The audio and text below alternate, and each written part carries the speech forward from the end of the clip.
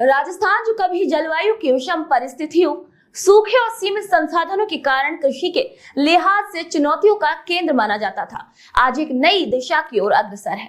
इस परिवर्तन की सबसे बड़ी वजह मुख्यमंत्री श्री भजनलाल शर्मा की दृढ़ इच्छा शक्ति और किसानों के कल्याण के लिए बनाई गई योजनाएं हैं। नमस्कार, आप देख रहे हैं सफलता की कहानी, जहां हम बात करते हैं सरकार की उन तमाम नीतियों और योजनाओं की जो जमीनी हकीकत बनकर आम लोगों की जिंदगी में बदलाव ला रही है। जी हां, आज हम आपको लेकर चलेंगे सादुल शहर, जहां के प्रगतिशील किसान श्री शिव प्रकाश साहरण ने परंपरागत खेती की सीमाओं को लांघते हुए तकनीक, नवाचार और सरकारी सहयोग से एक नई मिसाल कायम की है।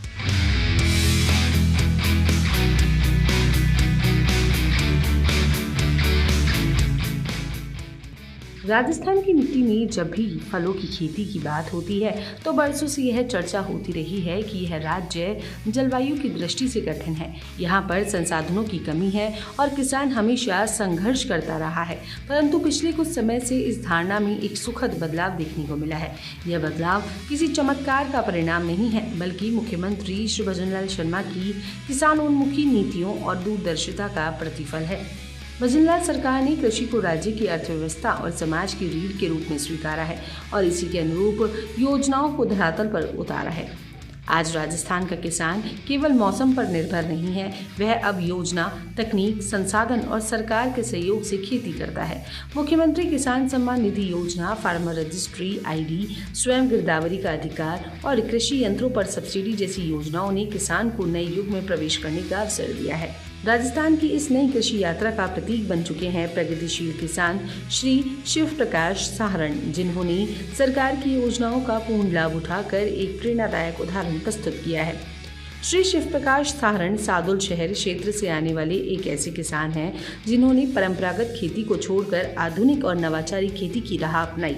उन्होंने अपने खेतों में किन्नू का बाग लगाकर यह सिद्ध कर दिया कि राजस्थान की मिट्टी में बाजरा और गेहूं के साथ साथ फलों को भी उगाया जा सकता है। यह संभव हुआ उद्यान विभाग की अनुदान योजना की मदद से, जिसने उन्हें किन्नू बगीचे की स्थापना हेतु आवश्यक तकनीकी और वित्तीय सहायता प्रदान की। उन्होंने सरकार की योजनाओं का लाभ लेते हुए अपने खेत में सौर ऊर्जा से संचालित पंप लगवाया, जिससे वे सिंचाई के लिए बिजली की निर्भरता से मुक्त हो जाए। इससे उनकी कृषि लागत में कमी आई और उन्हें नियमित सिंचाई की सुविधा भी मिली, जो फसलों की गुणवत्ता और उत्पादन दोनों में बढ़ोतरी का कारण बनी। इसके साथ ही उन्होंने वर्मी कंपोस्ट इकाई की स्थापना कर जैविक खेती की दिशा में कदम बढ़ाया, जो न केवल मिट्टी की गुणवत्ता बढ़ाता है बल्कि उत्पाद भी स्वास्थ्यवर्धक बनाता है। उनका मानना है कि आने वाला युग जैविक उत्पादों का होगा और उन्होंने समय रहते उस दिशा में कार्य शुरू कर दिया है। सरकार द्वारा कृषि यंत्रों पर दिए गए अनुदान का उन्होंने पूरा लाभ उठाया। इससे उन्हें आधुनिक कृषि उपकरण मिले, जिससे खेत की जुताई, बुआई और कटाई जैसे कार्य कम समय और कम श्रम में संपन्न हो गए। उन्होंने कृषि को सुगम बनाने के लिए ड्रिप सिंचाई प्रणाली की तकनीक भी अपनाई, जो जल संरक्षण का उत्कृष्ट माध्यम है। राजस्थान जैसे राज्य में जहां जल की हर बूंद अमूल्य है, वहां ड्रिप प्रणाली का उपयोग करके उन्होंने जल की बर्बादी रोकी और प्रत्येक पौधे तक आवश्यक मात्रा में पानी पहुंचाया। श्री शिव प्रकाश साहरण का मानना है कि सब कुछ मुख्यमंत्री श्री भजनलाल शर्मा की नेतृत्व में लागू की गई पारदर्शी नीतियों और योजनाओं की सहज प्रक्रिया की वजह से संभव हो पाया। जहां पहले किसानों को सरकारी लाभ के लिए दफ्तरों के चक्कर लगाने पड़ते थे, वहीं अब फार्मर रजिस्ट्री आईडी के माध्यम से हर योजना की जानकारी और आवेदन प्रक्रिया मोबाइल पर सुलभ हो गई है। साहरण का यह भी मानना है कि मुख्यमंत्री श्री भजनलाल शर्मा ने किसानों को केवल आर्थिक सहयोग ही नहीं दिया, बल्कि उन्हें आत्मनिर्भरता का भरोसा और समाज में एक नई प्रतिष्ठा भी प्रदान की है। मुख्यमंत्री श्री भजनलाल शर्मा के कार्यकाल में किसानों को फसल गिरदावरी का अधिकार मिलना एक ऐतिहासिक निर्णय माना जा रहा है। यह निर्णय किसान को उसकी ही भूमि और उपज के आकलन का अधिकार देता है, जिससे भ्रष्टाचार की संभावना खत्म होती है और योजनाओं का लाभ शीघ्रता से मिल पाता है। श्री शिव प्रकाश साहरण इसे किसान स्वाभिमान की दिशा में उठाया गया सबसे बड़ा कदम मानते हैं। इसी तरह सरकार द्वारा न्यूनतम समर्थन मूल्यों पर सरसों और चना फसल की खरीद सीमा को 25 क्विंटल से बढ़ाकर 40 क्विंटल करना भी एक जनहितैषी निर्णय है, जिसका लाभ हजारों किसानों को मिला है। इससे पहले किसानों को अपनी अतिरिक्त उपज को खुले बाजार में औने पौने दामों पर बेचना पड़ता था, लेकिन अब उन्हें सरकार द्वारा घोषित दर पर पूरा लाभ मिल रहा है।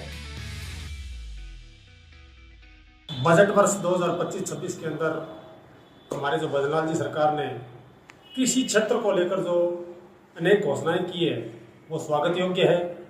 जिसके अंदर अगर मैं बात करूं, जो अनुदान बढ़ाया गया है, जो कृषि का बजट बढ़ाया गया है, जैसे कि अपने मान लो किसान निधि है, उसके अंदर मुख्यमंत्री किसान सम्मान निधि के रूप में 1000 रुपये की बढ़ोतरी की।